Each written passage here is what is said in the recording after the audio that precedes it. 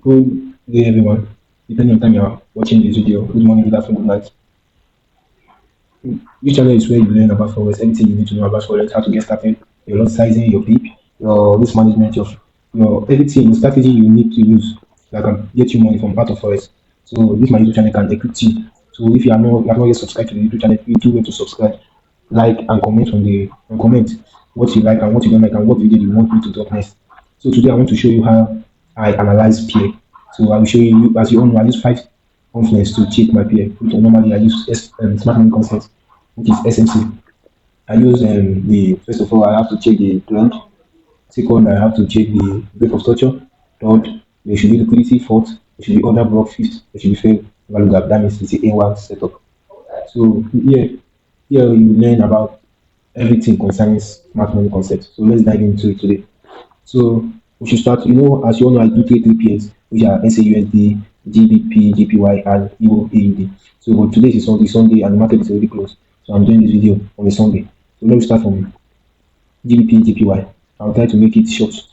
So as you can see in the daily time frame, if you check it from here to here, because we are day traders, so we don't need to start plotting our strategy from the daily time frame. We are day traders, so we go down to the 15 minutes where we set our trap and wait for the market to come to us.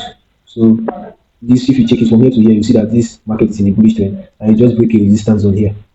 So let's go about to mapping out our what we need to see. So we have a big construction here. So inside every big construction, there should be an order block.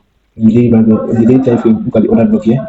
So, but this will not come to us now because we are day traders. We are day traders. Also, we are swingers. We can wait for it there. So we also have a big structure inside. So this is the order block here, and the market already tapped into it. And you guys know how to get your order block. The candle before the impulsive dip that break the former structure. So we go down to our 4 hours time frame. You see a clear move. So it's clear. It's not clear here. The 4 hours. The break of structure. We just tapped in and waiting, and this gives us full movement. Gives the full movement. Look at. Give the full movement. So those people that buy GBPJPY from here, yeah, a lot of profits. So let me delete this and mark out before our break of structure. Okay, we move down to the 2 hours. 2 hours, we have it here. So we should go back to the current move. So we see another break of structure here. These are not being mitigated.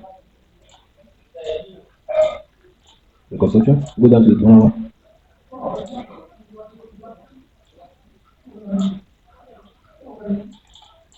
1 hour. Down to the 30 minutes time frame.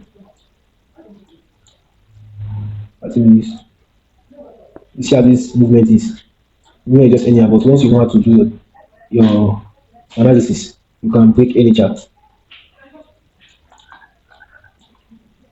So we go down to our entry time frame, which is 15 minutes. So but this is not clear for me, so we'll move back down to the 15 minutes to check whether it's clear.